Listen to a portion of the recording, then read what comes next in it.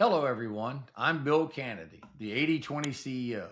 It's great to be with you today. I thought we'd talk a little about what it means to get a goal. I get it. I know what it's like to feel overwhelmed at the very thought of setting a goal. The range of possibilities and pitfalls can be close in on you like a heavy fog. Even worse is when the range of options seems to shrivel into near non existence. Decision paralysis is especially common when it comes to setting life career goals. True, the fortunate few figure it out early on what they want in life and career, but the majority agonize, maybe for years. Well, I've come to you bearing good news.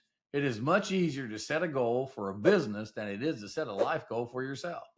If you don't believe me, just stick around. The big difference between a life goal and a business goal is that the first may require some sort of spiritual or metaphysical self examination, where the second requires nothing more than some fluency in the language of business, which is the language of money. Take Christopher Columbus.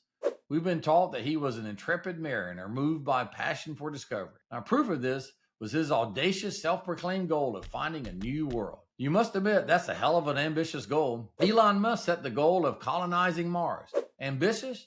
You betcha. Except that finding a new world was not his goal. No, Columbus had, in fact, a straightforward business goal, and he always framed it to potential backers in the language of business.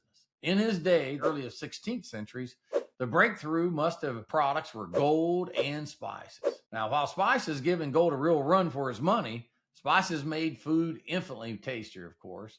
But more importantly, in an age long before refrigeration and artificial preservations, spices were essential to making food last longer by retarding spoilage and even making the fat food relatively palatable after spoilage was underway. You could use a load of salt for this purpose. But the problem with that was, whatever the food in question, salt tasted exactly like salt. And like salt, spices retarded spoilage. Unlike salt, spices made the flavors better. In marketing, we call this a relevant differentiator. Thank you so much for taking time to learn more about PGOS, the 80/20 operating system. And remember, together, we will fly.